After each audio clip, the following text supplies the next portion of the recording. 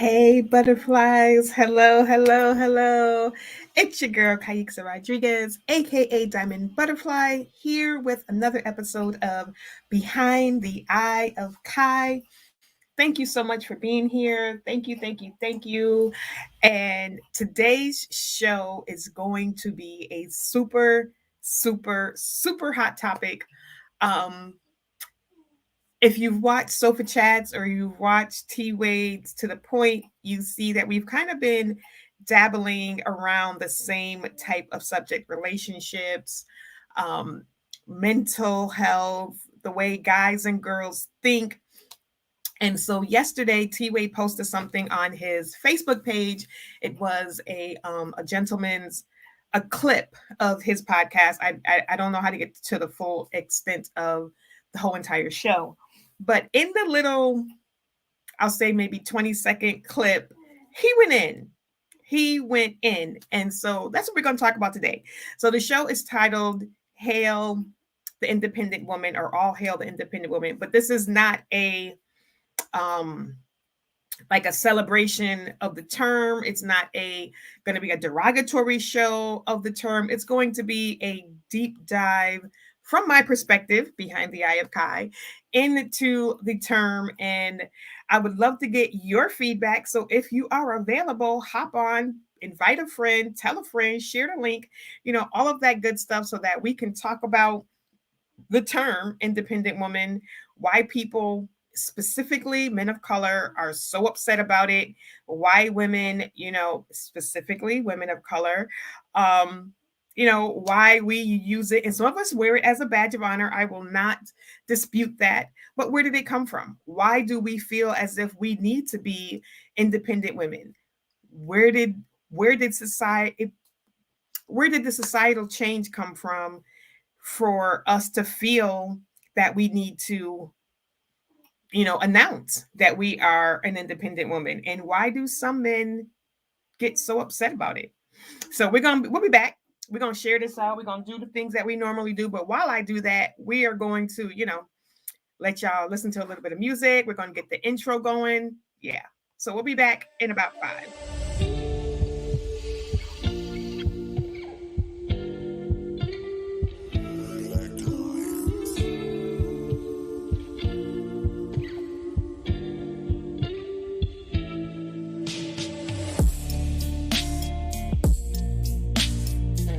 Great day, blessings to you. Thank you for tuning in to another episode of Behind the Eye of Kie with your host, Kaixa Rodriguez, aka Diamond Butterfly. Make sure you tell a friend and bring a friend. And come on back every Monday at 11:30 a.m. to 1 o'clock p.m. Eastern Standard Time. Join me for some hot, candid, informational, and entertaining, sometimes funny, witty conversation about everything under the sun, from music to food to love and laughter, business, and maybe we'll just ramble and chit-chat sometimes. I'm glad to have you. I hope you enjoy the show. Let's go.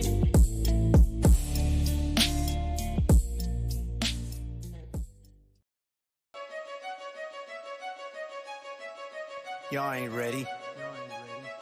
Y'all didn't even see this coming. But guess what? We here. We ain't going nowhere. Changing the game. If y'all didn't know, you gonna know. It's time. Paige is bringing the pain. Yo, Dolo. Yeah, from YouTuber to rapper, but I'm not an actor. In this equation, we be that motherfucking factor.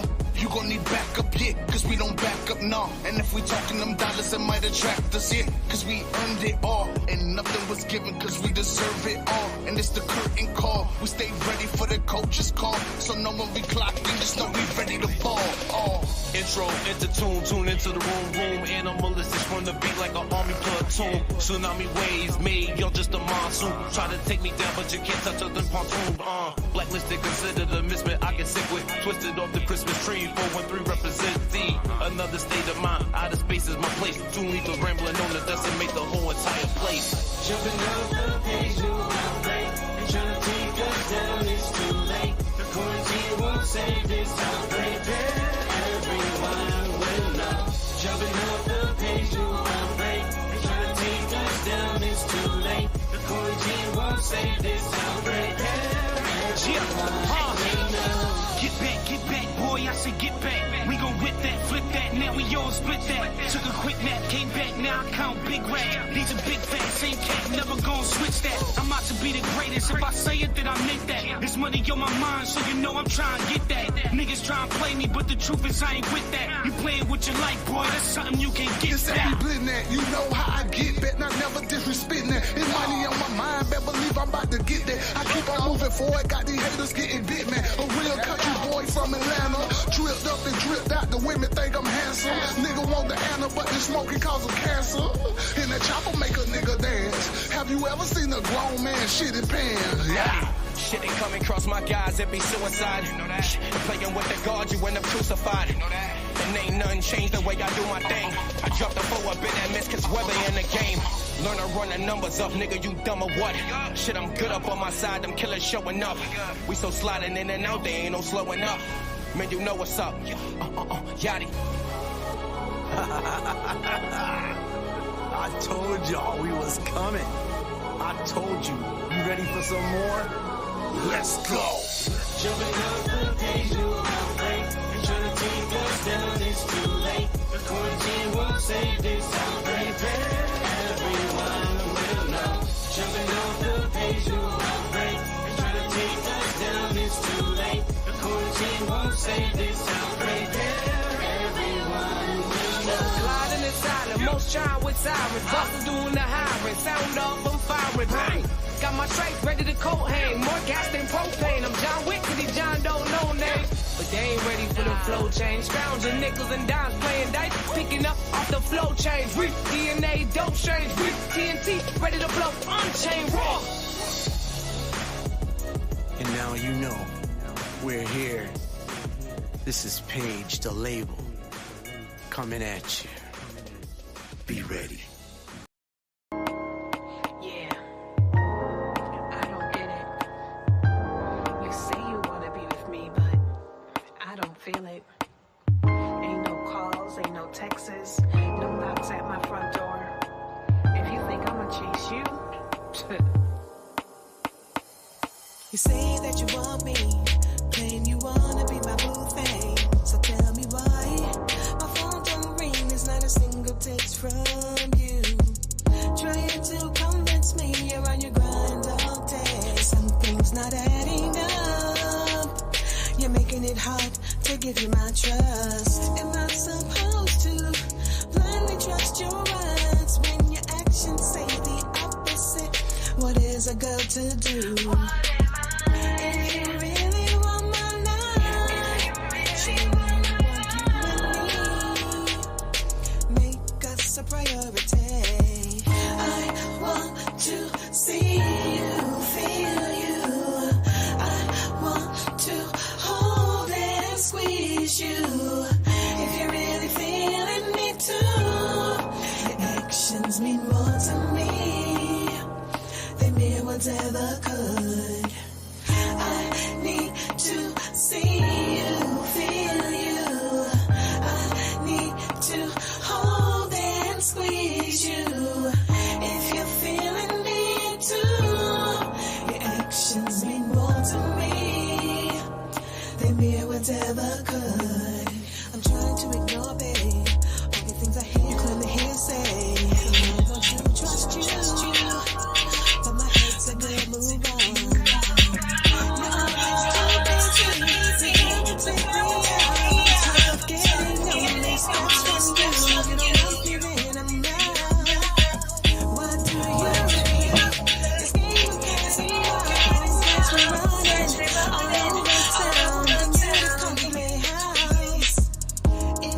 Oh, I don't know what happened, guys. I don't know what happened.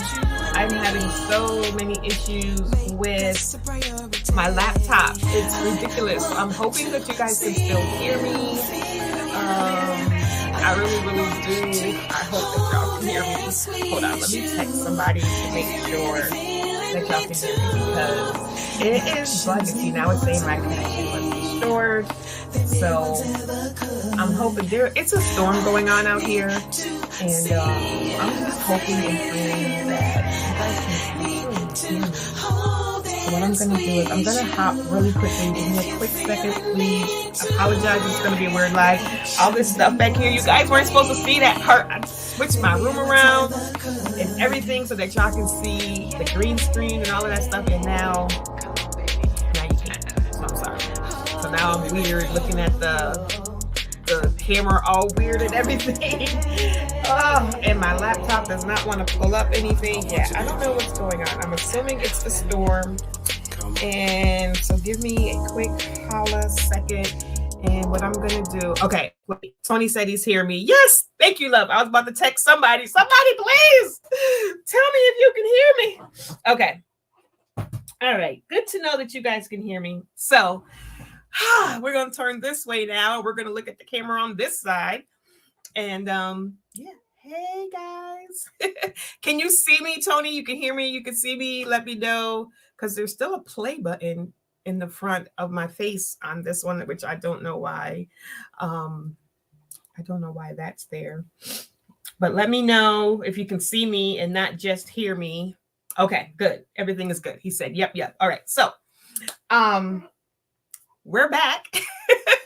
We're back. Apologies for the song just cutting off like that. I'm assuming, like I said, I'm going to blame it on the storm because I've been having issues with my laptop. And but we are here. We are ready to roll. We are ready to get into this conversation. So yesterday, T Wade dropped a snippet of a video. I'm assuming this is what the person on their Instagram page. That's what he posted. Matter of fact, I can get the guy's name because I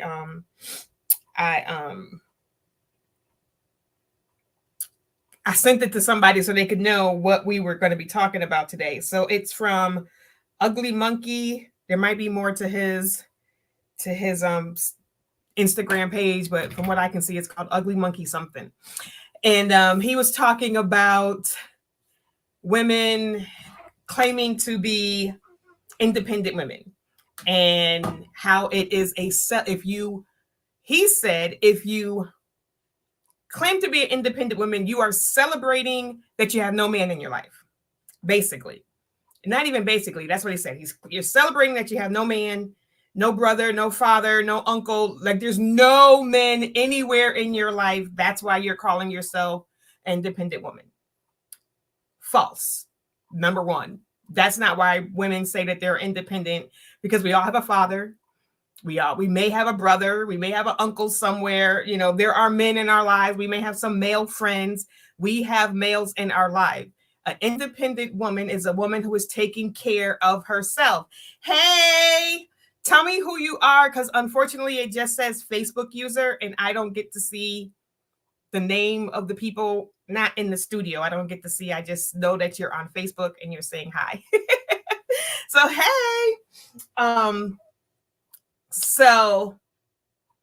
Ugly Monkey Niche. Thank you, Fred. Ugly Monkey Niche. That is the guy's name on Instagram. That's his name. So we're not celebrating the fact, I'm getting hot, that we are, hi, Audrey, that we are independent. We're not celebrating the fact that we don't have a partner. Saying that we are an independent woman is not a celebratory announcement that, hey, I don't have a partner, so I have to do it all myself. Yay, me. That's not, and I can't speak for every single woman, but I will say for every single woman, we're not celebrating the fact that there's no men in our life.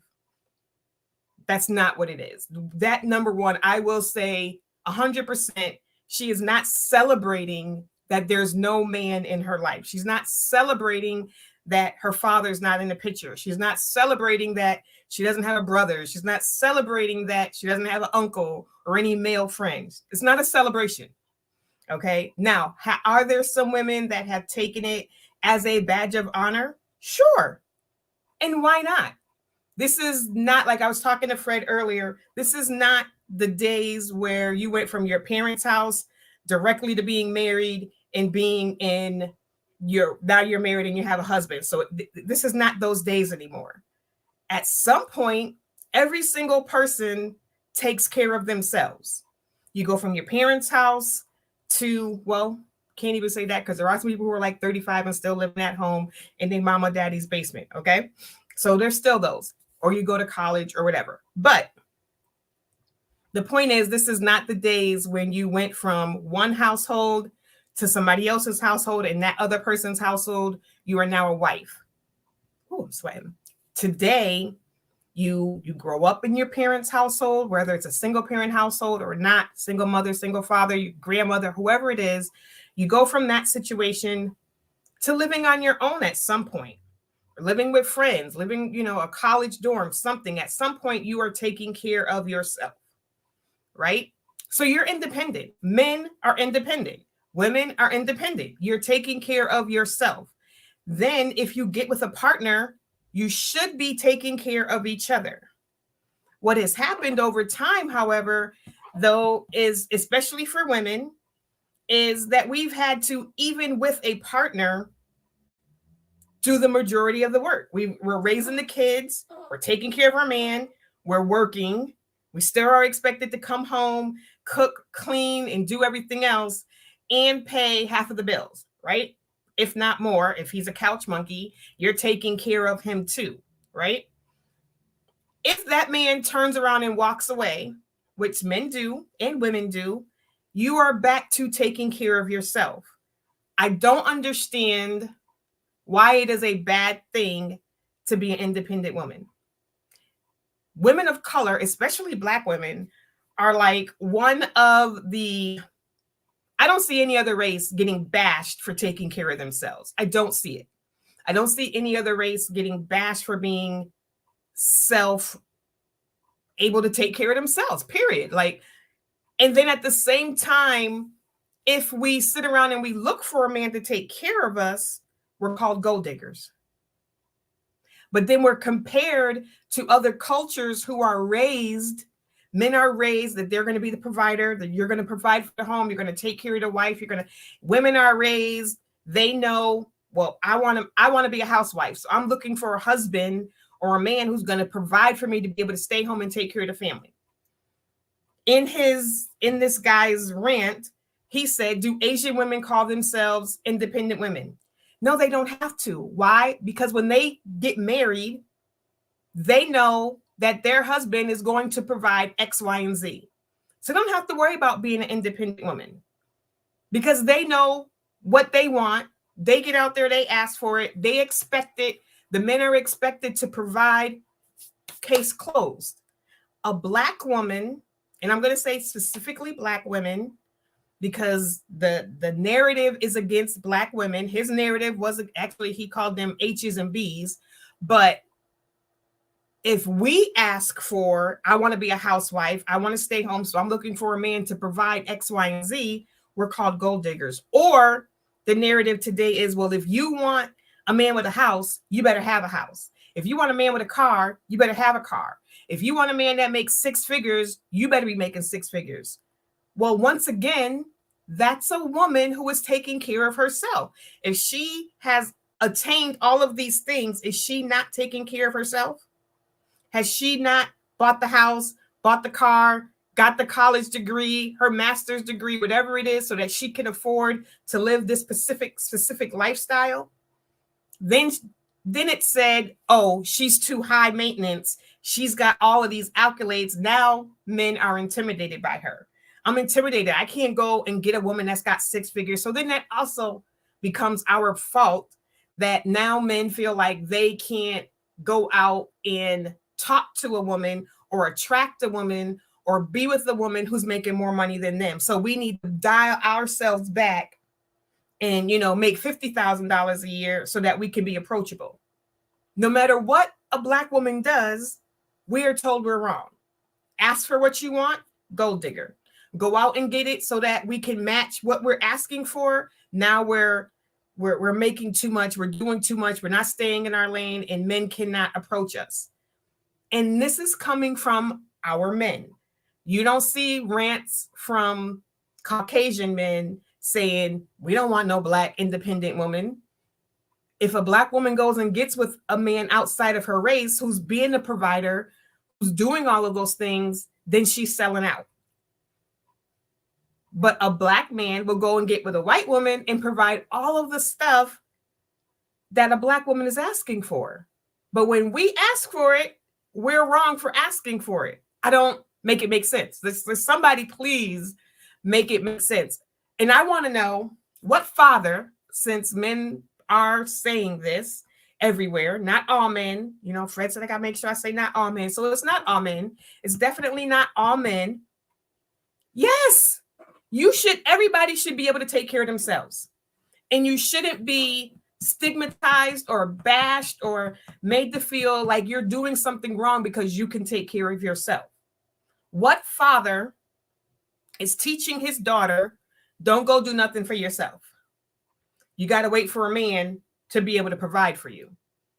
You got to rely on your man to pay your bills. You got to rely on your man to buy a house. You got to rely on your man to get you that car that you want. What father? I want to see you men light up the comments and say that's what you're teaching your daughter. That you're teaching your daughter she's got to be everything her man wants in order to keep him. And you can't be independent, daughter. You can't be able to take care of yourself because you won't get a good man. What father teaches his daughter that? I don't know any. And I know a lot of fathers who have daughters. None of my uncles taught their daughters to sit back and wait on a man. What fathers are teaching their daughter that? Yet you expect a lot of men, we won't say all men, there are those men who then turn around and say, she's doing it all herself. That's why she can't find no man. Even in the music today, y'all talk about, you know, what was it? Neo that has a song, like one woman who could take care of herself, who wants me, but doesn't need me. But then that's a mixed message, right? Because if she only wants you, but doesn't need you, then y'all say, well, she can only get a man that's at her level. Because if she's way up here, then the men that's here are going to feel like they can't approach her. So she's got to be down here so that a man up here, he still don't want her because he's going to say, oh, she's only after me for my money because she's not on my level. So again, what do we do? What are we supposed to do with that? How are we supposed to navigate that water? You know, and we could go back in time. We can turn the clock back to when the Black family was a united front. And we know from history that society said, oh, no, that's not what we're going to do. We got to find a way to break up the Black home, which is what they did. They enticed the Black woman with, you know, here, we'll give you this, but he can't be in the picture. And a lot of us took it. And the men was like, oh, okay, I'll just back off. But I'm sure there were still a lot of women who would have rather have the man in the home. And still today, it's not a badge of honor. I think my husband told me some men are insecure. Yeah, some men are insecure and that we are intimidating them. And I don't understand that. I don't understand how a woman who can hold it down is intimidating, because we are being told not even just two different sides of the story. We're told, one, we got to be like this. You got to be needed. A man wants to feel needed, not just wanted. But then we're also told, you know, that a man wants to be wanted, not needed. We're told you got to dial yourself down because no man wants a woman who can do it all. Then we're told, no, you got to have it yourself because no man wants to provide it all for you. He wants to know that you can stand on your own. You got to be equal to him. Yes, misunderstandings and mixed messages. There's a lot of mixed messages. And in today's, oh my gosh, in today's society with social media, everybody has a platform. Everybody is spewing these things that we don't even know if they truly believe. A lot of this stuff is clickbait. A lot of this stuff is said so they can make money. So I'm going to say the most craziest, wildest thing that I can. People are they're gonna hit it. They're gonna like it. They're gonna comment on it. I'm gonna make a whole bunch of money off of these people going yada yada yada. I don't even care if they call me all of these names, because guess what? I'm laughing all the way to the bank. That's today's society. You know, you can't take me to Applebee's. What? You can't take me to Cheesecake Factory. What? Are you kidding me? And then so what are our, sorry, something's going off in the background. So what are we teaching our young boys as well? You know, you have a daughter and you have a son in the house. What are you teaching your son about women? And then what are you teaching your daughter about men as a father in the home? Because as a father, you're the first man she loves. Whether you're in the house or you're not in the house, you are the first man that she loves. You are the example of what men are to her. So if you're not there, you've already told her men can't be trusted because you're not there. Whether you're in the house or not, you cannot be in the house but still be part of her life. But if you are absent, you are not in the home and you are not in her life, you've already told her men cannot be trusted. If you have a son and you're not in the home, you've shown him that's what men do. Men aren't supposed to be around. Men don't have to be in the house. Men don't have to stick around and provide for the family. So what are you teaching your child? What are you telling your daughter, if you are in her life, about men? What are you showing her? This is how a man takes care of his daughter. This is how a man takes care of her son. This is how a man takes care of the woman who gave his children life. Whether she's still your girl or not, are you taking care of your children? What are you showing your son? Are you showing your son this is how a man takes care of his family? Or are you absent, and are you the first example that men walk away? Are you the first man to break her heart? Are you the first man to show him that men don't stick around? Or are you there? Yeah, it didn't work out with me and your mom, but I'm never going to not be here for you. Sorry, the camera's backwards, so I'm trying to get my fingers right. You know, Fred said, you teach your boy to be respectful, honorable, loyal, temperate. Teach him the importance of being a good man, and that comes from you. A father's role in the house is so important. And I'm not saying you stick around just for the kids or anything, because that's the worst thing. People say we stuck around for the kids. That's worse, because kids can tell when their parents don't like each other. Kids can tell. Dad and they're not affectionate. They don't kiss each other. They don't hug each other. They don't laugh with each other. Kids can tell when things are off. We think that all kids need to see is a dad and a mom in the house. No, they need to know what two people look like who love each other. And if all they see is two people who barely want to talk to each other and aren't affectionate, when they grow up, that's what they think relationships are too. So what are we teaching our children about relationships and about love and about how to enter this world and be a productive member of society? Because your daughter and your son, nobody is teaching their son, you can't eat on your own, son. You got to wait till you get a good woman to get a good meal, because men expect women to be able to cook and clean. So are you not teaching your son how to clean up after himself? Are you not teaching your son how to wash his clothes? Are you not teaching your son how to cook?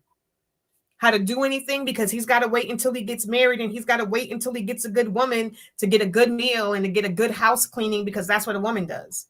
No, you teach your son how to wash his clothes. You teach your son how to cook. I taught my sons how to cook.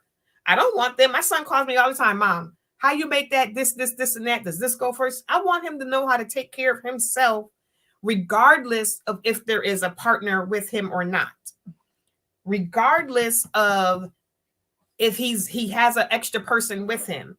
I want my daughter to be able to take care of herself, regardless of if she has a partner or not. It shouldn't matter. We should all be able to take care of ourselves. That's being independent. Now, like I said at the beginning, do have some people taking it, and do they wear it as a badge of honor that I can take care of myself? Yes. Is that even a bad thing though?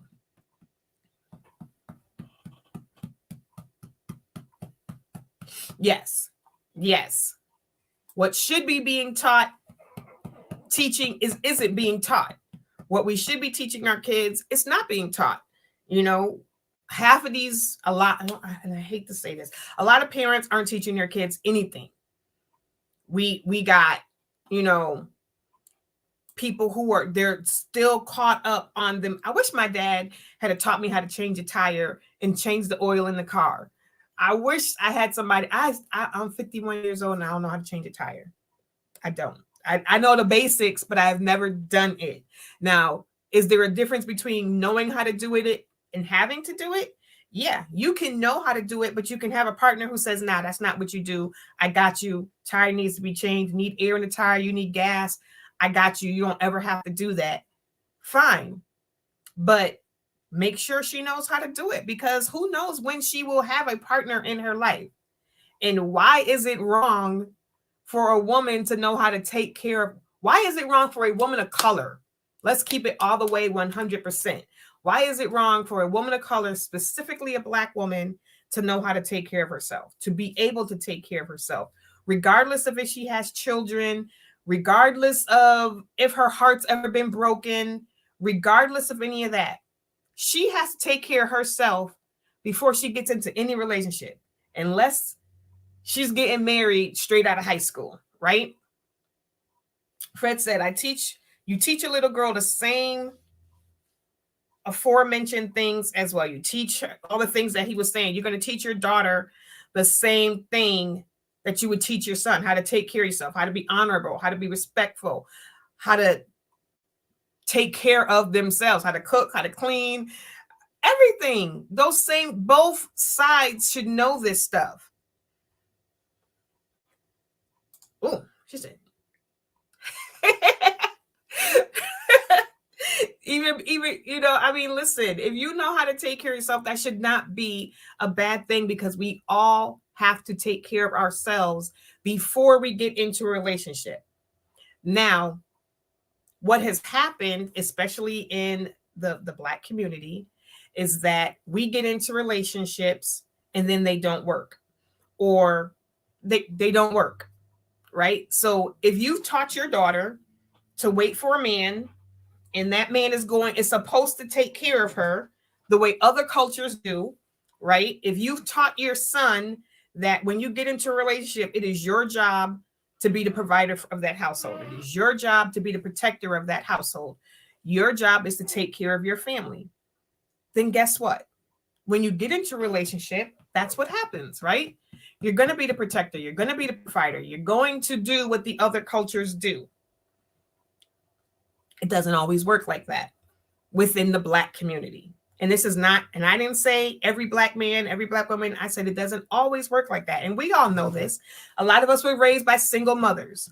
A lot of us are single mothers ourselves. A lot of us know single mothers or single fathers, because it goes both ways. There are single men and there are single women. Men aren't out there calling themselves independent men. No, they're not. Men are not out there saying, I can take care of myself, because men are just doing that. Men are taking care of themselves, right? They have a job, they have an apartment, they take care of themselves. It's no big deal. But when a woman can take care of herself, that's where the issue comes in. When a Black woman can take care of herself, now she's not being feminine. She's being too masculine. She's, all of these other things that come into play. And it's just like, she is doing what every other woman is doing that isn't married is doing, or isn't in a relationship is doing. She's taking care of herself. She is providing for herself. And unfortunately, like someone said earlier before the show, a lot of times within the Black community, it is something that has been taught to her.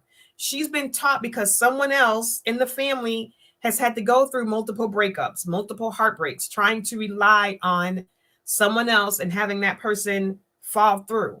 Dad's not in the home. So she has learned or been taught, you got to take care of yourself, baby girl.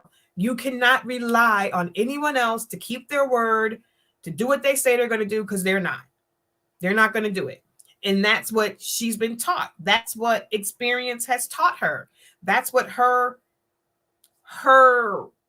field of vision has been. Her field of vision has been, nah, mom has been holding it down. Mom has been taking care of this household. Mom has been, so I got to make sure that I can take care of mine. I got to make sure that I can take care of me, because I don't ever want to be in a position where I rely on my partner to be there for me and he lets me down. I don't want to go through that. So I'm going to make sure that I got money in the bank. I'm going to make sure my car is mine and I can pay for it. I'm going to make sure my apartment or house or whatever is paid for. And then that seems to cause issues when dating a Black man. And that becomes that barrier, because I don't see other cultures having an issue with Black women saying that they're independent.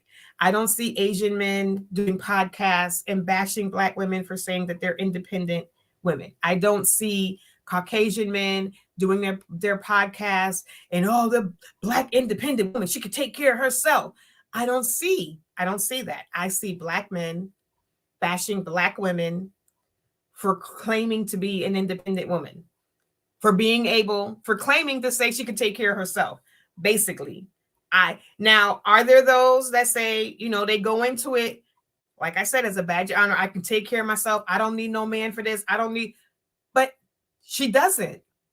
It doesn't mean just because she says, I don't need a man to buy my groceries, I don't need a man to pay my bills, I don't need a man doesn't mean that she doesn't want help.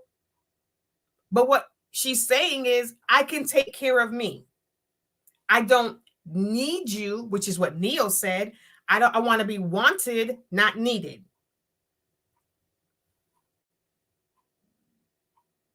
So if y'all want to be wanted and not needed, why is her saying, I don't need you to do these things, a problem? Exactly. But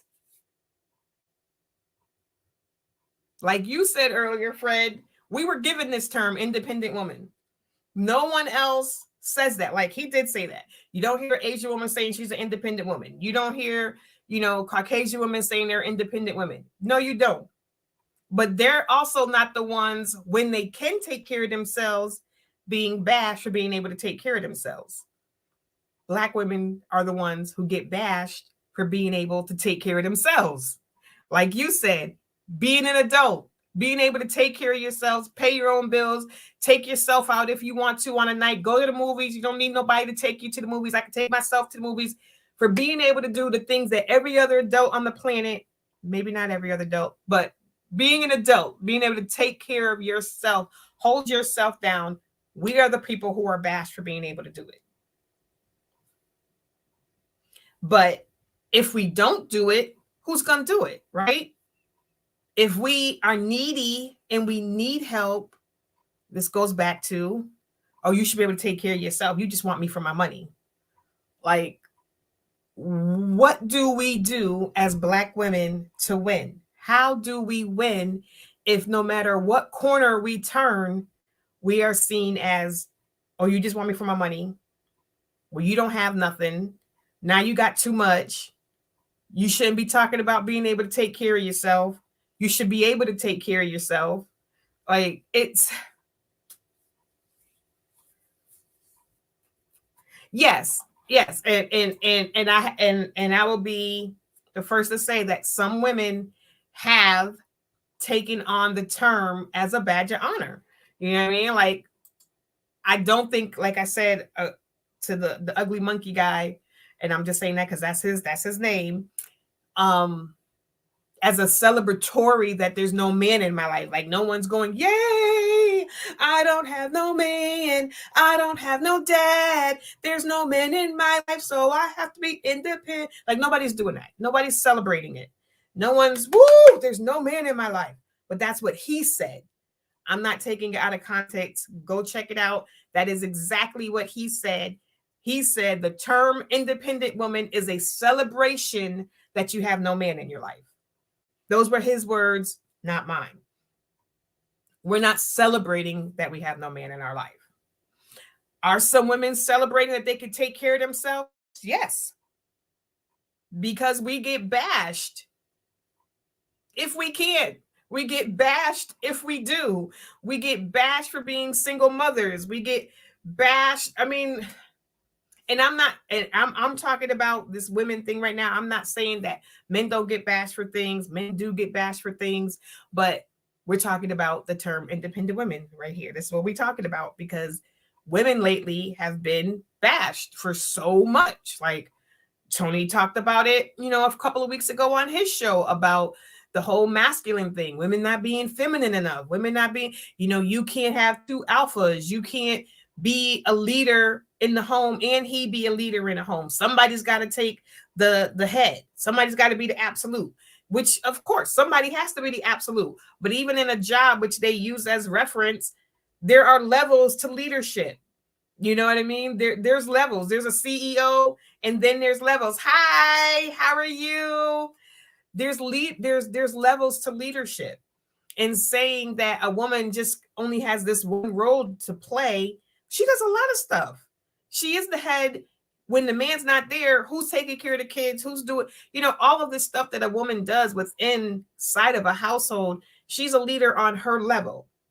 And there's a time to know he may go to her to ask for her input on this and on this and on that and on that. Even CEOs of a company have people that they turn to. It doesn't mean that her only place is beneath him, that she is not, able to give input. She's not able to do this. This is the thinking way back when women were only thought that the only thing she's good for is to have babies and to cook dinner. Like that's really all men thought women were smart enough to do. You could cook dinner and you could have babies and that's it. So women weren't working. Women weren't doing, there's a lot of things that women can do and we've proven that. And it's not to say that we still don't want to be the woman in the house or that we don't want to play that role. It's saying that's not all we are good for. We can contribute a whole lot more to society, a whole lot more to the household than just, being your freak in the sheet and making sure dinner's on the stove. Like there's a whole lot more that your partner can contribute.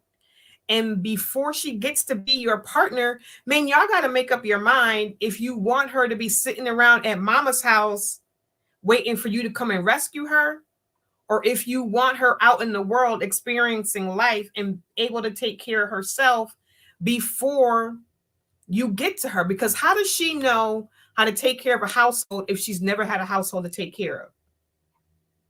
See, back in the day, when women went from mom's house to husband's house, she had no experience taking care of a household, taking care of anybody other than whatever she was doing around the house. She wasn't even taking care of herself because she was still living at home. And mom back then was probably still doing all the cooking, doing all the cleaning because she wasn't working, because women weren't doing anything but taking care of the household back in those days. So if that's what y'all want, then y'all got to be the provider. You have to step up your role and you got to be the provider.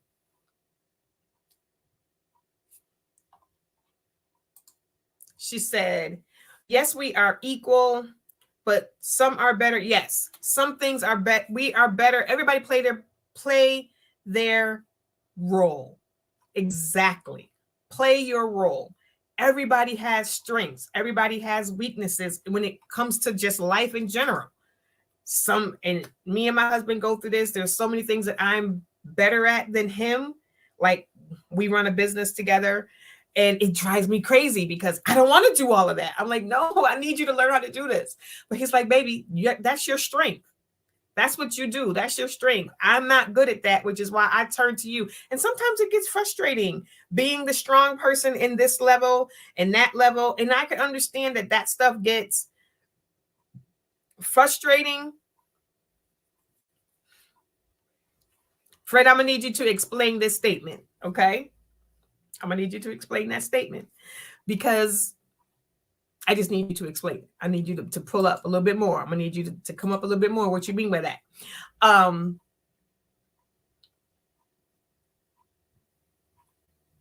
Sometimes it gets hard. I lost my train of thought.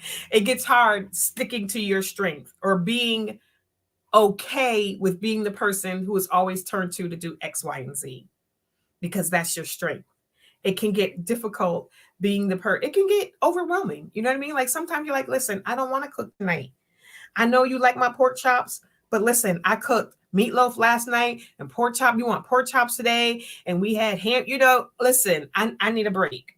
I need a break. It can get overwhelming. And that's when your partner, having that partner that can understand and can notice and can see, can step in and say, you know what? I ain't a cook either. But all right, so I'm gonna order dinner tonight. You go back, you sit back. I got this. I'm gonna order dinner tonight. Whatever it is, that's partnership. That's making you feel like you are heard, you are valued, I'm in this, we are in this together. That's teamwork. I don't have to be independent anymore. I don't have to shoulder everything by myself anymore because now I have a partner, not just that example, but I have a partner to help do certain things, to help do certain things, to help, carry the load. If you are carrying the load yourself, guess what? You are independently taking care of things, whether you have a partner or not. And that's where just having somebody in the home doesn't mean that you're not carrying the load yourself. That's not what it means. It doesn't mean that you're not carrying the load yourself. Because you can have somebody in the house. Like I said, there's couch surfers, right? There's people who just sit on the couch all day. They play video games, and they don't do anything. Right.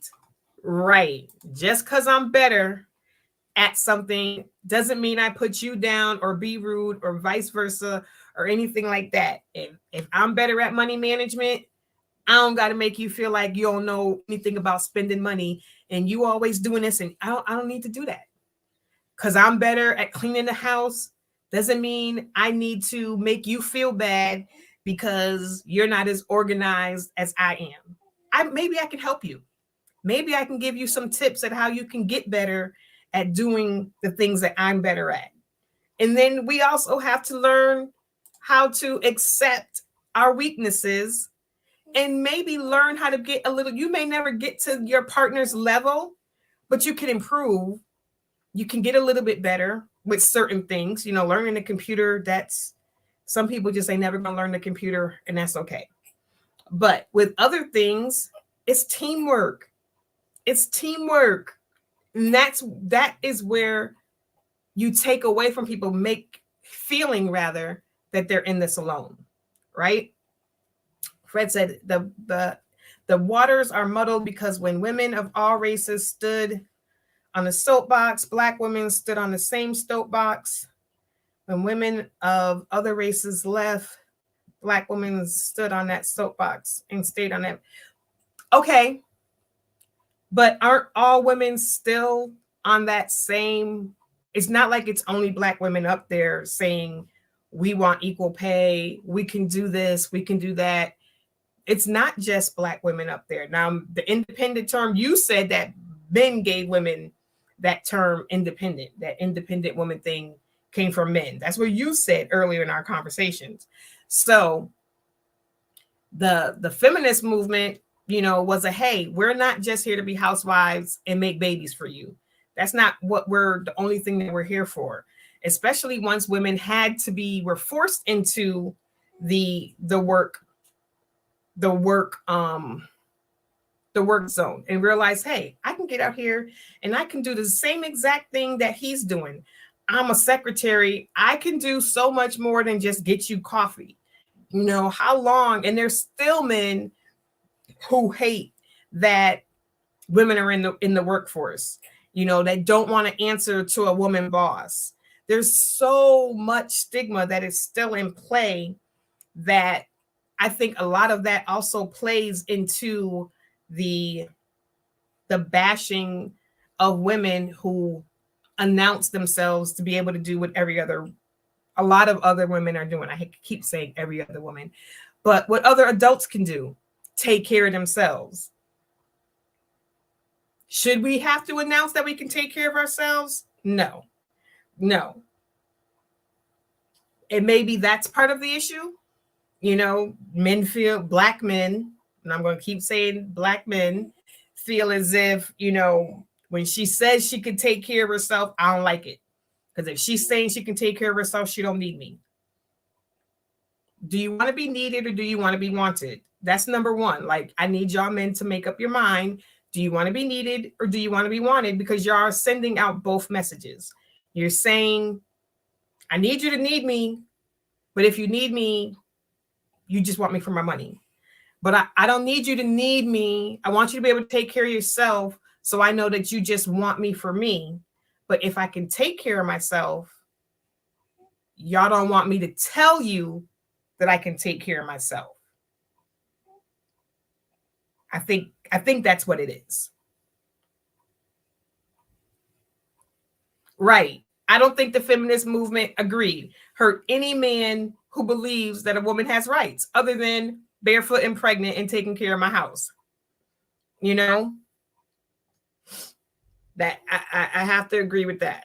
If you think that women just belong in the house barefoot and pregnant and, saying yes, sir, to all of your whims and things, then make sure that that's what you're raising your daughter to do.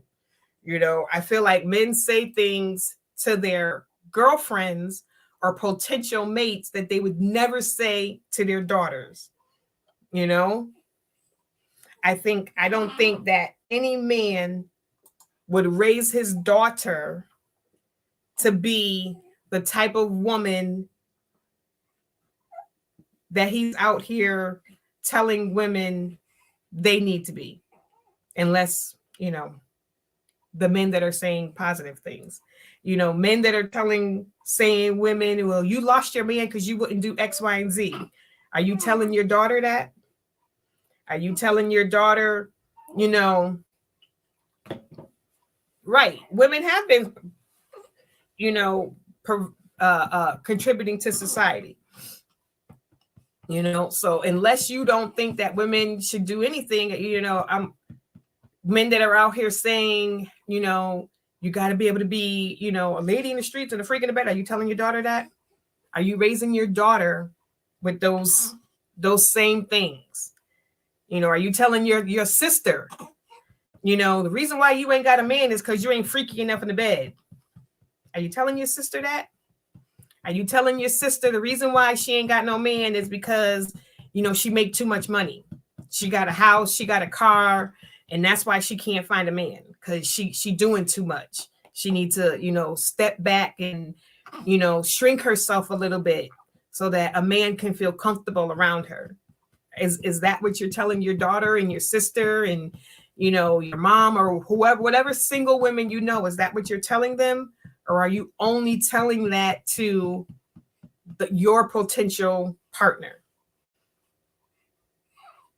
Because it's got to start somewhere, right? I mean, if that's what you really believe about women, that women should not be independent, they should not be able to take care of themselves, they should not be saying that, I can do it myself, I don't need a man to do it for me, I can do it myself.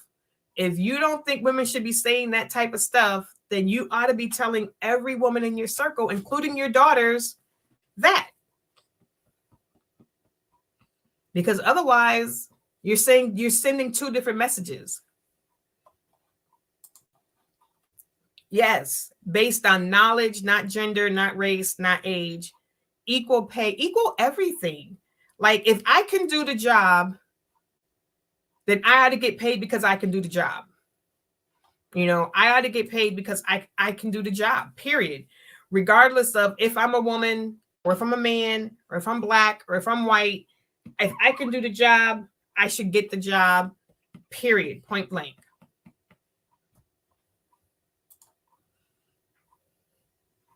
Right. Fathers want to beat dudes down because their daughter was disrespected, yet they say and do the exact same thing to their wife or partner, or spew the same thing on their social media platform. They'll get out here on these social media platforms and say X, Y, and Z, and women this, women that, men this, men that, and women do the same thing, men this, men that, and then go home and be upset that your teenage daughter her boyfriend said those exact same things to your daughter. But you just got finished saying that that's what women were and that's what women were good for. And you just got finished calling women H's all up and down your show and B's all up and down your show. But now you mad that your daughter's boyfriend called her the same thing that you just got finished saying all over social media. I don't, the term triggers some men. It can possibly negatively empower some women, and it can be used in a nefarious fashion. True. And like I said, I will not negate the fact that some people use it in a way that Fred said. Some people, some ladies definitely use the term in a way to kind of dig at men. I won't negate that. I won't negate that, and I think that men that are triggered can be triggered by those types of women when they put us all in the same category. That, okay, well, this woman is saying it as a badge of honor. This woman is saying, and not a badge of honor in that I can take care of myself, but in a way of, I don't need no man. I don't need you. I don't need you. I can do this. And when, ladies, when we get to doing all of this and we know what we're doing. Let's not fake the funk. We know what we're doing. We know why we're saying it. We know that we're doing it as a dig. And when you do it as a dig, it puts into the back of that man and every other man or young boy who's seen it that this is how women think. So then the term gets connected to a negative connotation. So then men be like, nah, independent women are saying they don't need us. They don't want us. They could take care of themselves. When in fact, there's probably a lot of women who use the term just to say, I can take care of myself. I've come to a point in my life where I can take care of myself. I can do for myself. But we should not have to announce that we can take care of ourselves. And like I said to the Instagrammers, I don't want to keep saying this name because it sounds like I'm being disrespectful, but that is his Instagram handle. To his point that, yeah, you don't hear other race of women claiming to be an independent woman. They just go about and do what they have to do.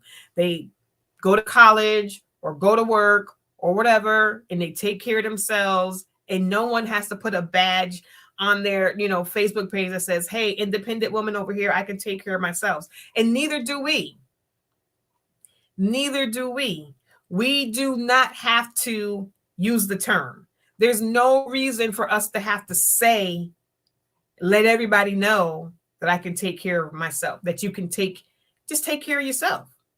Just pay your bills. Just, cook your dinner. Just make sure your children, if he walked out and you got kids and you're taking care of them, just take care of them. We do not have to announce to the world that we can take care of ourselves. Because no, you don't hear on a norm nowhere near as much as we do. Now, I'm not saying there's no women of any other race that don't do it, because I'm sure there are some women of other races that do it, but not anywhere near to the amount that we do it, ladies. We know that this is true. So we cannot say that that's not true, because we know 100% we are the ones who use that term, and we use it as a badge of honor. But like it's been said in the comments, everybody takes care of themselves. We're not doing anything different than any other culture or any other adult out here is doing, is we are taking care of ourselves. So we don't need to go out there and say, hey, I can take care of myself. Just do it. Just do it. Just do what you do. Pay your bills, get your car, get your house, make sure your apartment's paid for, furnish your house. If you want to go out on a trip with the girls and you want to go, do it. But you don't have to and this, I don't know why we feel that we need to, Right. We can't put all men down, and I'm not trying to put all men down and then get mad when they do it to us. Yes. It's got to go both ways, because if we get mad when they say stuff about us, we turn right around, and then it just becomes this vicious cycle of us doing things. That tit for tat thing that me and my husband talk about all the time. Tit for tat. You say something, now I got to say something. Now I said something, now you got to say something. Now you said something, and we just keep going back and forth, and no one is getting to the root of the issue. No one is getting to, why are you triggered when I say this? Why do I feel the need that I have to say this? Men want credit for doing what they aren't doing. They don't want to hear it because it makes him feel some kind of way. Well, that's a loaded statement. That's a loaded statement. I mean, is there truth in that statement? Because, like I said, we got to get to the root of why do men feel triggered? Why is it a triggering statement to hear a woman say she can take care of herself? Now, like I said, ladies, when we get to the da-da-da-da-da-da-da, we know we're doing it to dig at a man. We know that we're doing it to dig.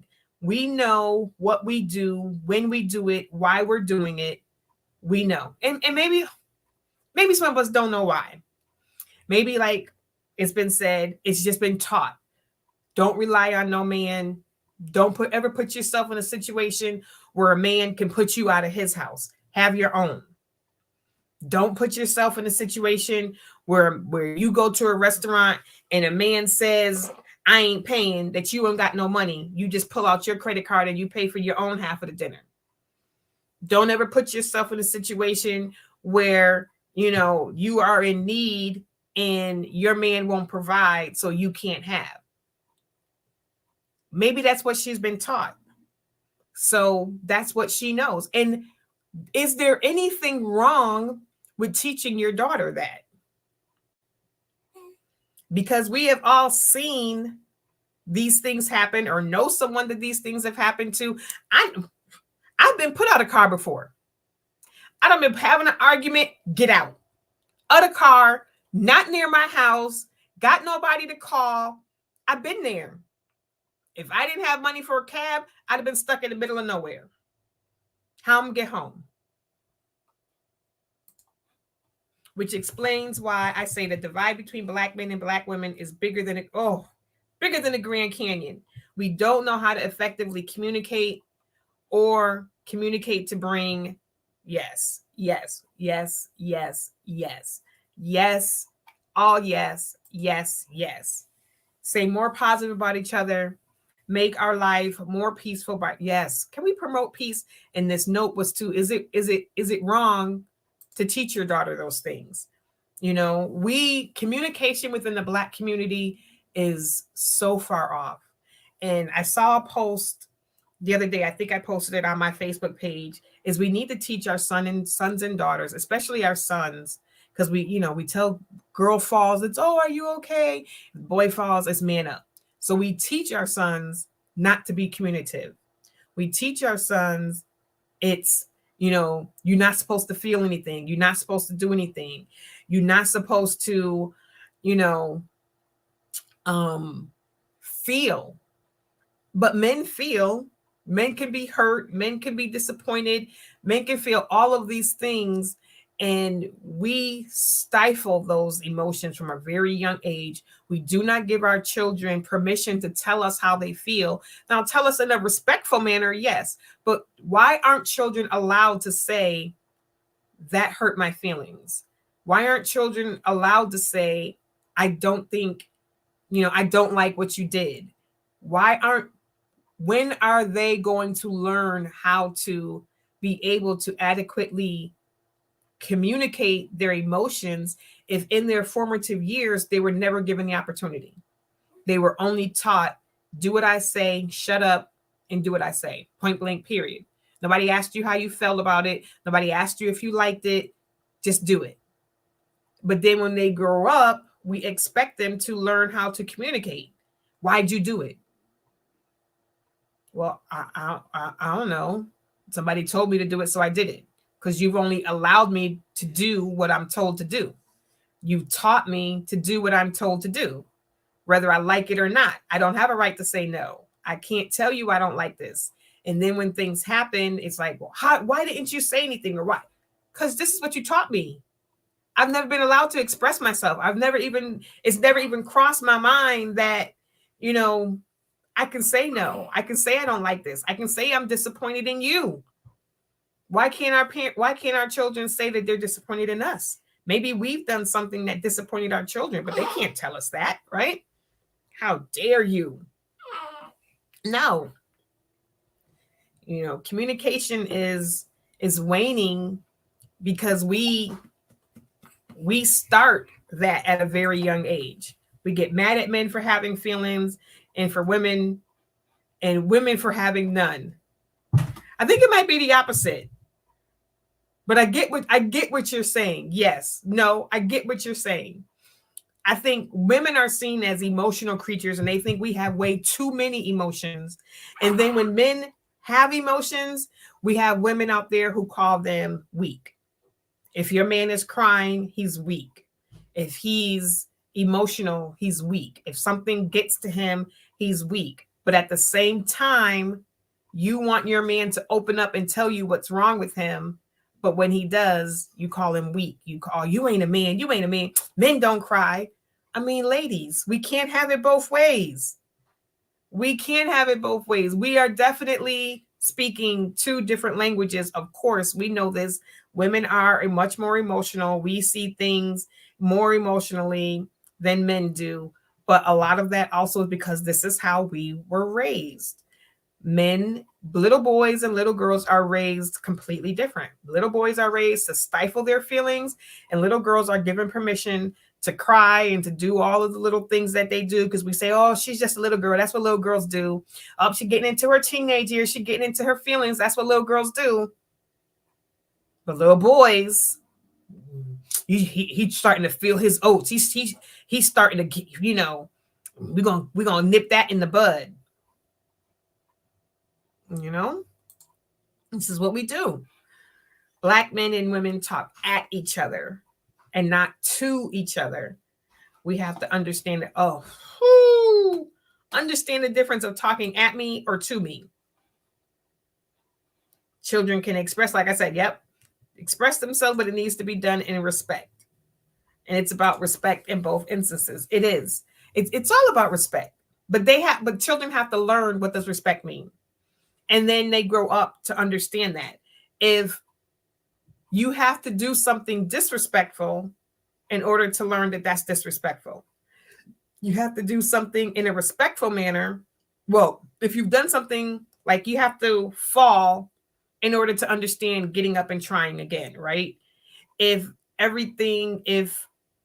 you never make a mistake, then you don't understand the emotions that come from making a mistake, right? So if you've never done B, then you won't understand C, D, E, F, G. Because if you're always getting it right on A, or if A is the only option, like, no, I said A and that's it. That's the only option is A. There is no other option. There is no, but I want to try B. There is none of that. If we tell our children, I said to do it A, and if you do B and you fall, that's your problem.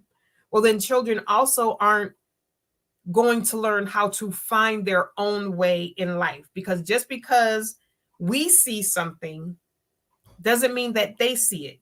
And what you want is for your children to see it, because otherwise they're only again doing what you tell them to do. They aren't learning how to see things that are wrong.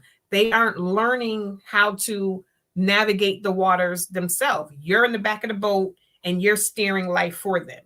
You're not allowing them to be able to go left and see the crocodile and then like, oh, wait, I got to go back right. You're just saying, oh, there's a crocodile up there. Stay away from it. So they steer away from it. But they never saw the crocodile. Right? Women are called to emotion or to, yeah, exactly. I got what you were saying. We are either too emotional or we are too masculine, too mannish. That's what they say about us women, right? So what I was saying, Tony, was if you do not allow them to see the danger and you just want them to do things the way that you tell them to do them, they never get to learn what to see, what to do, oh, there's danger up ahead, so I got to back off. If you're always telling them about the danger up ahead, they're just doing what you said.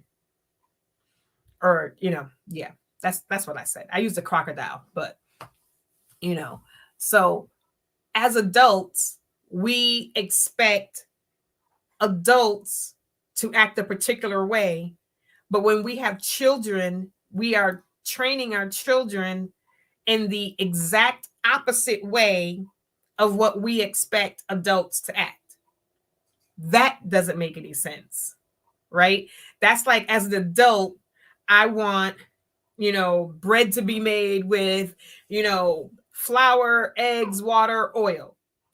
I teach my child, though, to make bread with cornflakes and rice. It doesn't make any sense, right? But I'm just saying this as an example. Then when they grow up, they're going to make bread the way you taught them.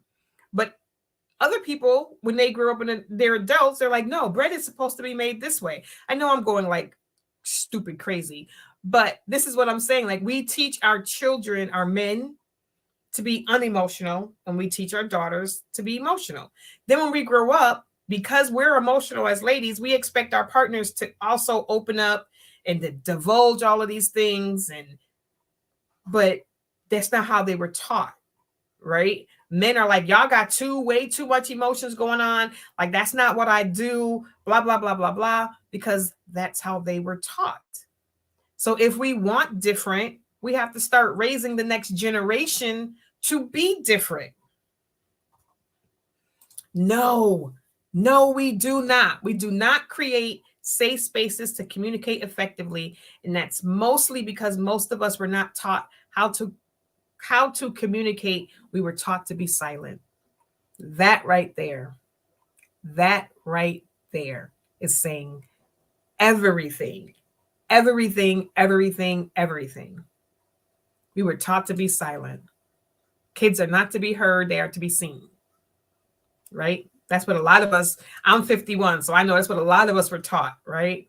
Kids are to be heard, to be seen, not to be heard. Go in the kids' room, stay in your kids' place. I don't want to hear it. If I tell you to do A, you better do it. I don't want to hear any questions about it. I don't want to hear anything about it. Go do what I said, whether you like it or not. But the food I put on your plate is what you better eat, and you better eat all of it. How dare you not like the food I made? How dare you be full before you finished your plate? So then when we grow up with eating disorders because we're trying to finish our plate of food, I've been there. Taught to finish everything that's on my plate, I have to eat it, whether I like it or not, whether I'm full or not, no matter what. So you have no rights as a child, right? You have no rights as a child, nothing. Your only right is to exist, basically, get A's and B's in schools and keep your room clean. Like, that's it, right? But I digress. I mean, I really don't. I mean, we're going off topic a little bit, but it's getting back to the root of issues. Communication is a root. Why do we, women of color specifically, feel like we have to announce that we can take care of ourselves? And why are men, specifically men of color, triggered by a woman of color saying that she can take care of herself? Why both of them? Like, both of those things need to be deep dived into. And that's how I was raised too. Definitely. Then folks get mad as adults, right? As adults, because our current dispositions are taught and learned, people. We are taught and we are learned, or We seen things and we decided I'm going to exit stage left. My mother yelled and screamed, so that's not what I'm going to do. My father put his hands on my mother, so I'm never going to let a man hit me. Or matter of fact, I'm going to stay away from relationships because every man my mama ever got with was like this. Or every man in my life is abusive, so I don't trust men. Experience, like they say, your environment dictates the type of adult you're going to be. You either fall in line with your environment or you decide to somehow go the opposite, right? Either this is what I've seen, so this is what is normal to me. Or this is what I've seen, and this is not what I'm going to accept, so I'm going to do the opposite. Environment, what you're taught, your upbringing, what you've seen, all of those things play into who we become as adults. The only way to change the narrative is to start changing the environment, changing the lessons that we teach the next generation. And then as adults to begin to heal and to figure out, why do certain things trigger us? Why do these phrases, why do these environments, why when I'm in a certain situation do I suddenly feel like I'm not safe? Why when I hear certain words do I suddenly get immediately angry? Why when I see certain things does it make me feel a particular way? Because nobody can make us feel. He can't make you mad. You choose your own emotions.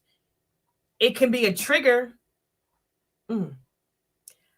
But if knowing, once you know your triggers and once you become aware of your triggers, and you can now get to the root of why it's a trigger. Why, when this and this is done, do I feel this way?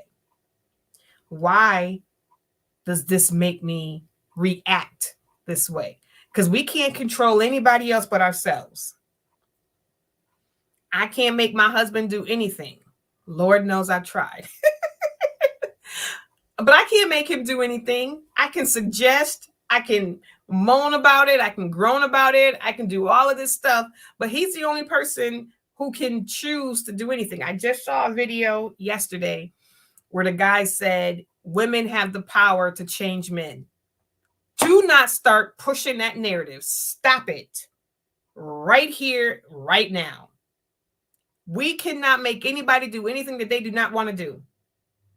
Because then that becomes another thing when y'all was just saying women always trying to change men. Women get with men that aren't what they want, and then they think they can love them enough or they can sex them enough or they can do all of this stuff to change him. This guy just got on his platform and said, yes, you can. Then the next day, I'm sure he's got another video on his post saying women always trying to change men. Like, this is what I'm saying. The multiple things out there, the multiple, videos, the multiple people's platforms. You're being told A, then you're being told B, then you're being told C, then you're back to being told A. Like, come on, people, make it make sense. You can't say, I want you to want me, not need me. But if you need me, like, come on. You got to pick a term. Pick a lingo, pick a language, but definitely please do not let this become a new thing to where now we are now also responsible for our man not living up to his full potential. That's not my responsibility. I can love you. I can give you hints. I can tell you that I see more in you. I can tell you that you can be better. I can tell you all of that stuff, but it is not me to change you. You have to see that you want to be different. The term is triggering if it's delivered in an intimidating context. We have to see beyond the words that are spoke and discern the context and the intent of what is spoken. Yeah. I say this, and this is a phrase. It's not what you said, it's how you said it, right? We've all heard that. It's not what you said, it's how you said it. You could say it's raining outside, or you could say, oh, it's raining outside. Two different meanings, right? One, oh, it's raining outside. Oh, it's raining outside. One is like, oh, it's raining out. She's just saying it's raining. Maybe she's happy. The other one is like, oh man, she's upset because it's raining outside. You know, I'm an independent woman. I can take care of myself. I don't need no man to do nothing for me. When you say that, that's a trigger. I'm 100% sure that that is triggering every man that hears that. And every man that hears you say it like that is like, oh, well, you don't need a man then. You don't want a man. You happy by yourself. You don't need a man to do nothing for you. The way your delivery has triggered the men that hear that to say, you don't need a man. And they also may be feeling like you saying you don't want a man. Because you got it. You don't need a man for nothing. Right? Let's see. You can back to the, however, it's about how it's done. It's the way it's being looked at is different, not responsible. Yes, we have keys, which he did bring up. He brought up your little key thing, you know, but it is not up to a woman. You still have to choose to change. I cannot make a man change. You have a choice. A man cannot make a woman change. I have a choice. Tony can give me all the hugs he wants to if I'm mad.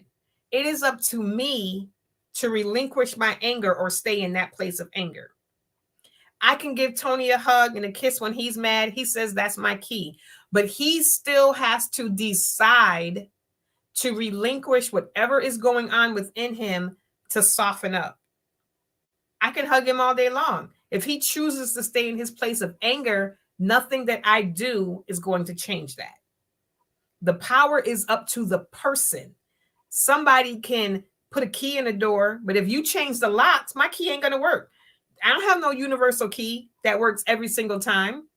Nobody has a universal key because we are all responsible for our own actions. That puts the responsibility of how somebody else acts or what somebody else does onto somebody else. And that's not true. I cannot make you do anything that you do not want to do or that you do not see a need to do. I could tell you all day long that you should be a CEO of a company. Man, you are smart enough to be a CEO. All these ideas that you have, they are beautiful. They are wonderful. Baby, if you just do X, Y, and Z, if you don't see it or you don't start to believe it, it's not going to happen just because I said it. At some point, you have to start to see yourself in that. Now, I may help you. I may have implanted the seed where you start to believe, but you still have to, you got to do the work. Change is a choice incumbent on the person needing to change. We can encourage, not right. I can't nag you to change. I can't tell you all these different things, especially in a negative way, and expect a positive outcome. Ladies, we got to stop doing that too. We got to stop doing things in a negative way, expecting a positive outcome. That we got to stop doing too. Fellas, y'all got to stop expecting women to always come to you in this soft, 2-year-old mannered way. Baby, I really don't like it when y'all got to stop expecting us to say that 50,000 times in that manner.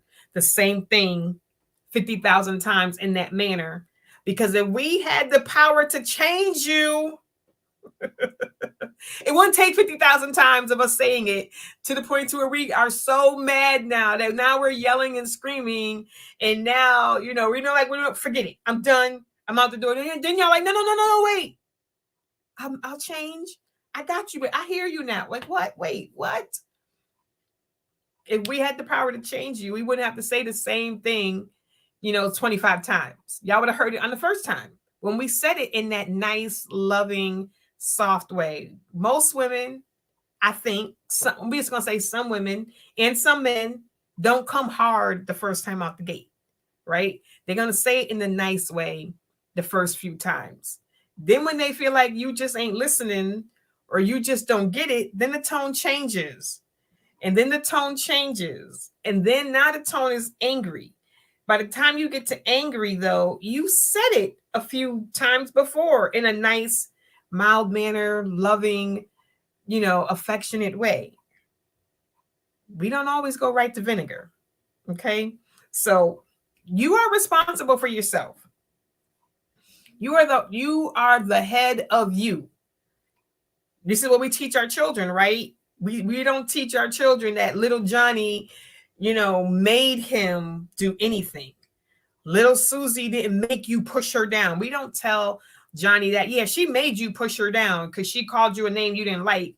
No, we tell, just because somebody said something you don't like does not give you the permission to do this. You choose how you react. You choose every word that comes out of your mouth, you chose to say it. Every action that you do, you chose it. Whether you yell, whether you scream, the clothes you put on, you chose those things. The only person that has the power, the only person that has the power to change is the person wanting or needing the change. You have to acknowledge that change is necessary. If you are happy with the person that you are, why would you change? You're not going to change something that you don't think is wrong, and it won't be a last. Sometimes people will change. Let me say this. Sometimes people will change for the sake of a relationship, for the sake of a job. Your boss tells you, you got to stop doing X, Y, and Z. You don't see a problem with it, but boss says, I got to change it. Well, I don't want to change, but in order to keep my job, I got to change. My girl don't like it when I keep the toilet seat up.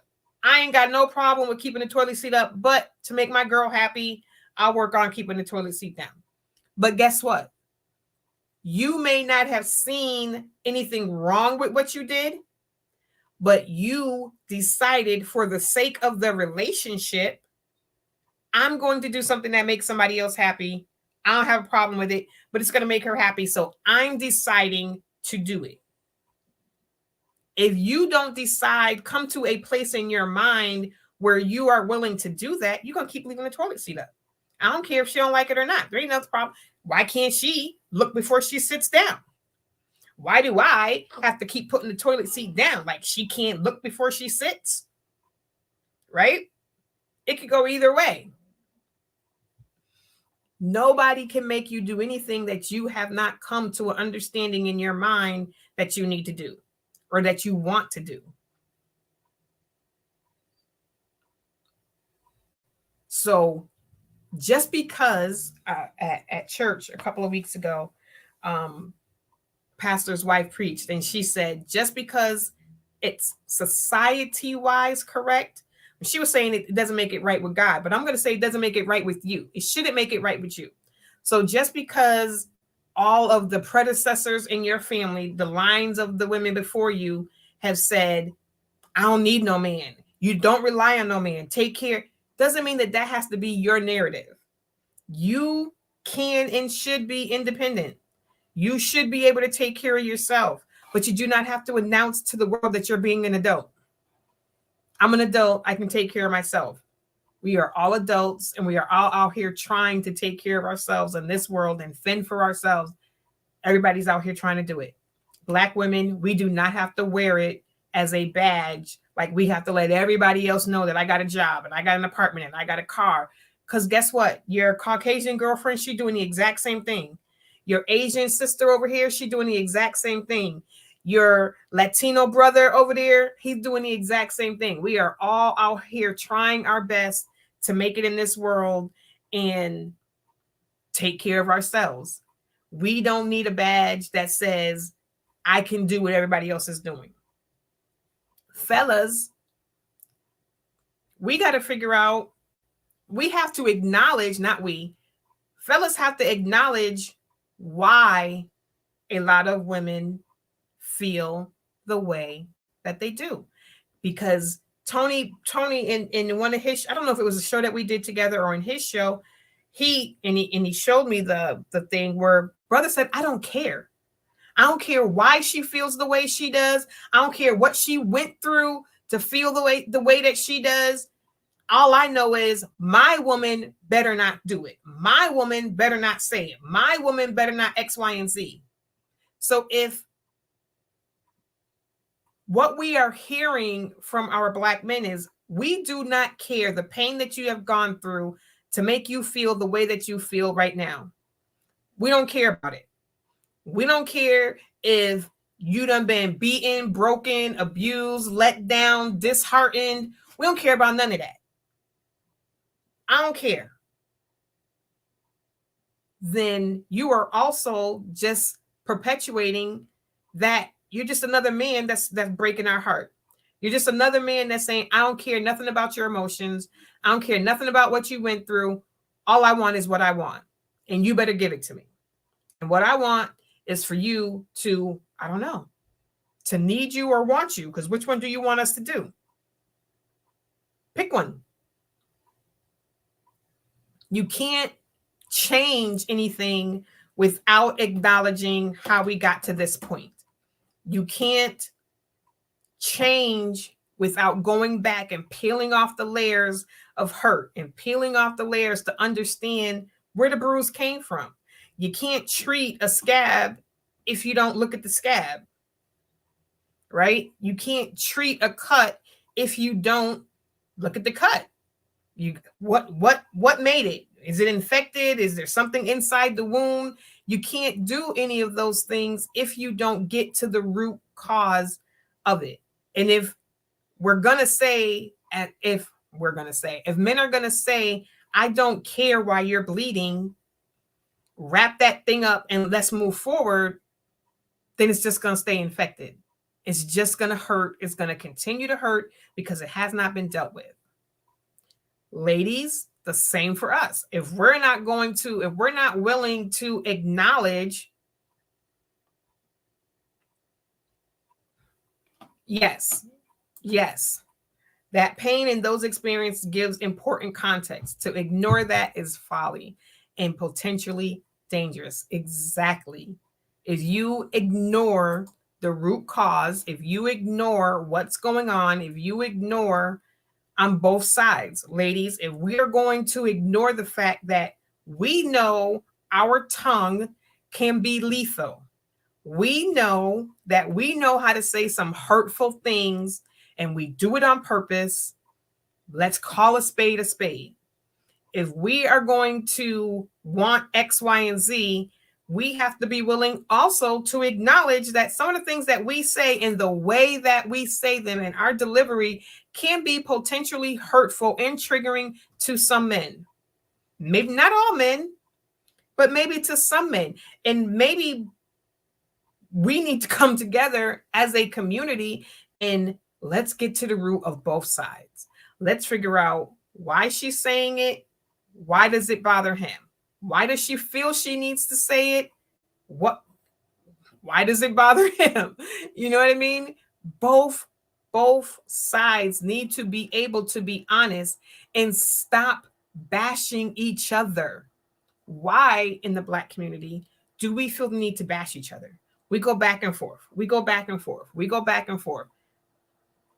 And we just talk each other down so much. Black women bash Black women. Black men bash Black women. Black women bash Black men. Black men are also starting to bash other Black men, you know, calling y'all simps. And if you're a man who's taking care of his household, then and you got a platform and you're talking about being a good man. Oh, now you're just pandering to women. You're a simp. You're like, so now being a good man, being a provider, being a protector, taking care of your household, now that man is getting bashed. So why would he want to do that when his brothers are calling him out of his name? Like, we've got to do better. We have got to do better as a community, as a culture. We have got to do better, because the things that we say we want home, we want community, we want our community to get together and to be stronger. We are not using our vernacular. We are not using our vocabulary. We are not using our platforms, all of these social media platforms that people are on. We are not using that to build each other up. A lot of us are using our platforms and our to tear each other down for dollars. For dollars. Because we know for some reason our community loves chaos, right? So I'm gonna talk down women, I'm gonna talk down men, I'm gonna get a whole bunch of views, and I'm gonna laugh all the way to the bank. And we do not care what it is doing to our community. We do not care that young men and young women are seeing these things and they are internalizing the words that you're saying on your podcast, on your 30-second, post that you're putting out there. We do not care that somebody's going to see that and be like, oh, so all chicks are bees and hoes. All chicks, I ain't supposed to give her none of my money. I ain't supposed to marry her. Why would I marry her? I ain't a man if I ain't out there making babies. We really? You have to be careful. If you want better for your community, then why aren't you doing things to promote better for your community? If that's what you really want. Oh, we look at each other as competition. There you go. There you go. Crabs in a barrel mentality. That is that crabs in a barrel mentality. Oh my goodness.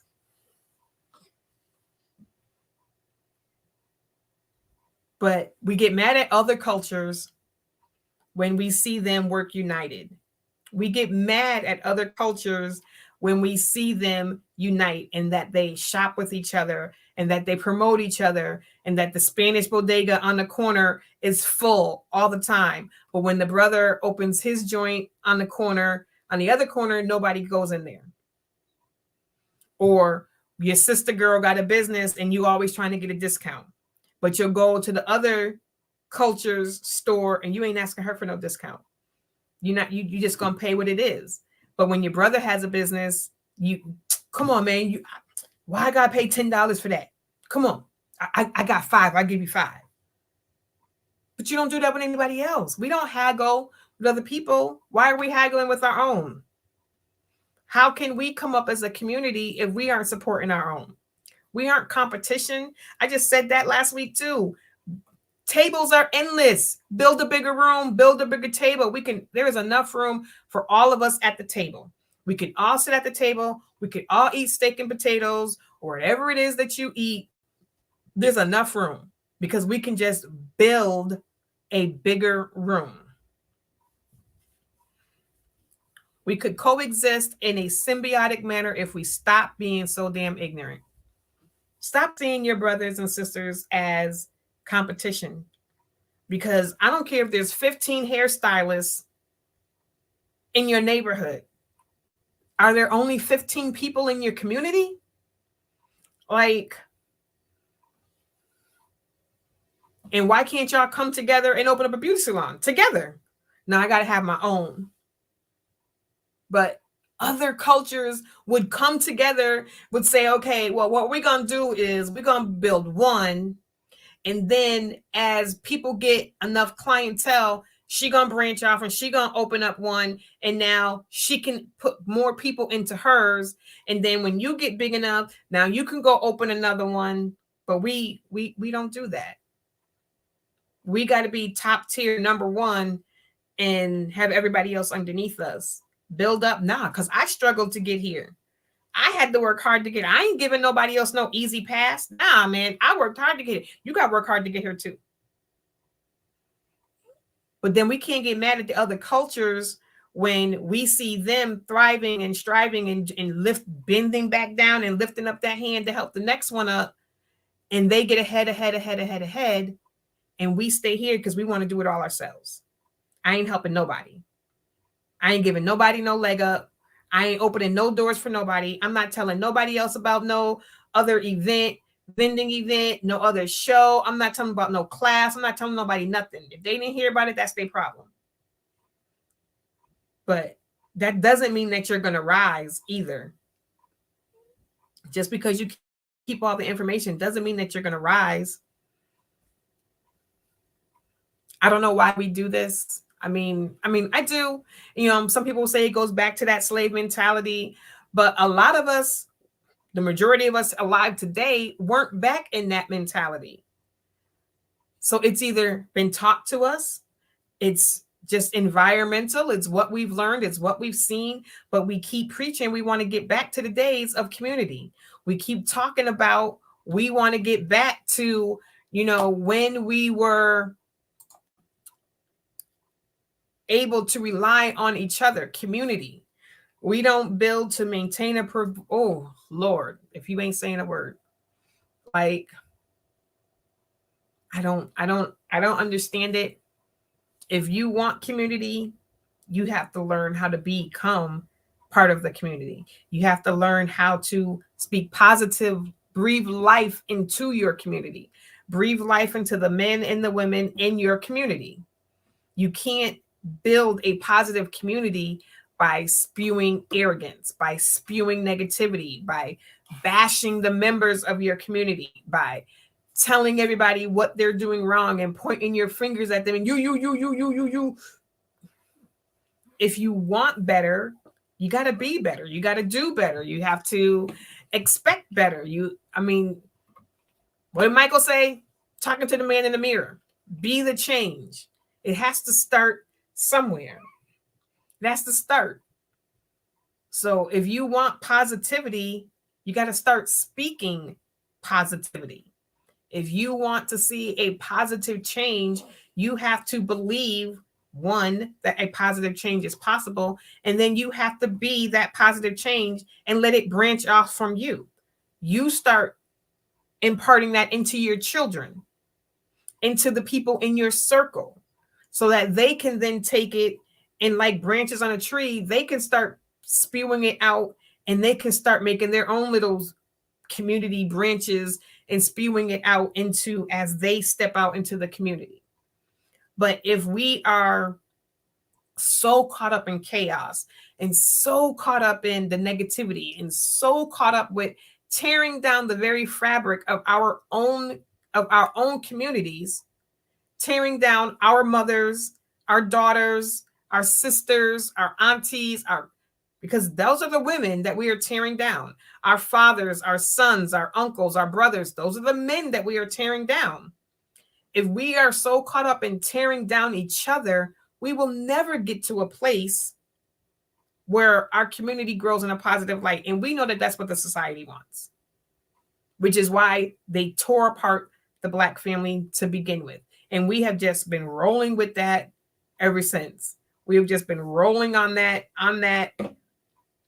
level ever since. We've been okay with it. Even though we talk about change, nobody is really doing change except for a moment. We get those brief moments when something bad happens and then the community comes back together. But then it's like, going to a funeral or a wedding. Everybody is all lovey-dovey and everything for that funeral. And we need to be in touch.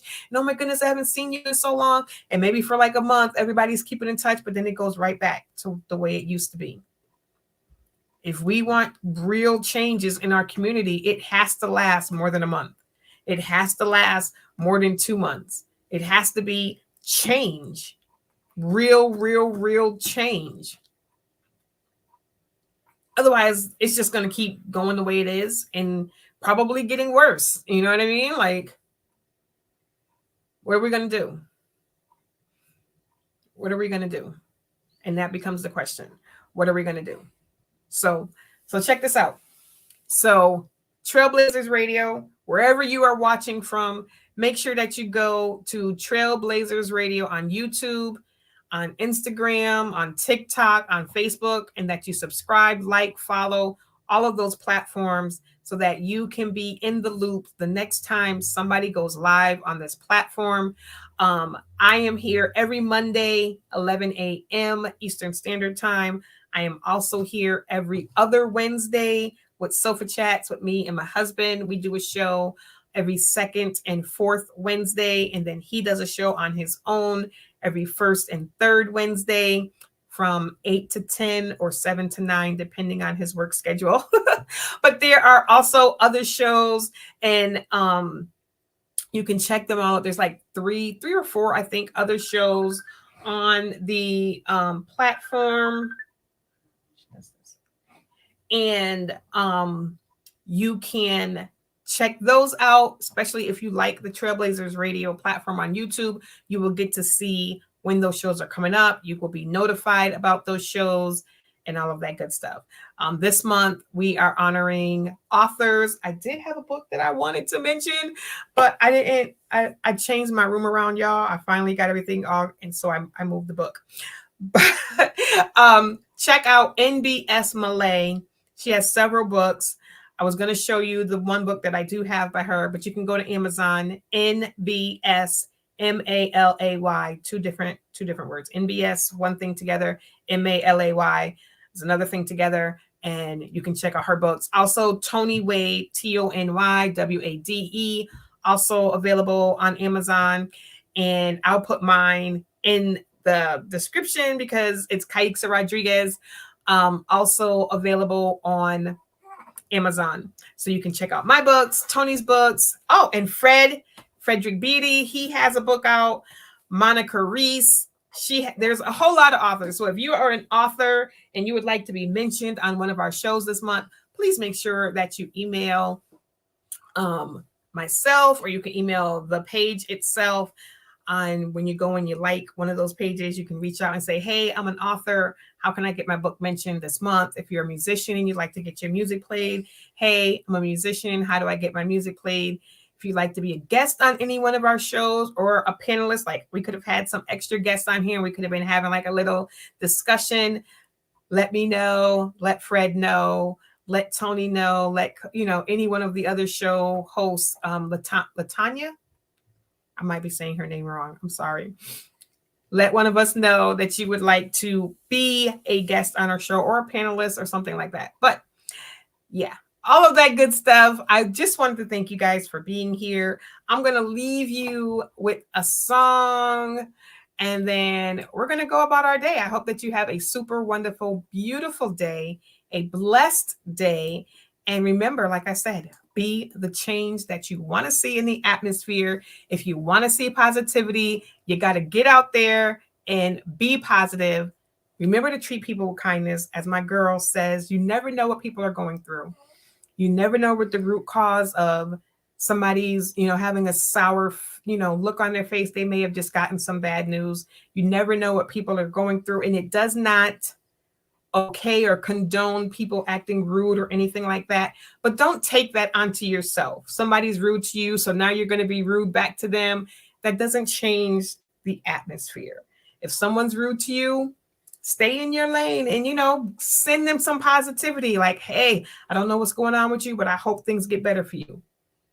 That's it. You don't have to let them change your atmosphere. You don't have to let somebody else's negativity or somebody else's rudeness or anything change who you are. Combat it with some love. Wish them a good day. And just, try to change them maybe. Since they say we have this ability to change people. Try to change them. So we will talk to you soon. I love you. Have a beautiful day. And we're going to end you with a song from me and Tony. I hope you guys like it. Bye.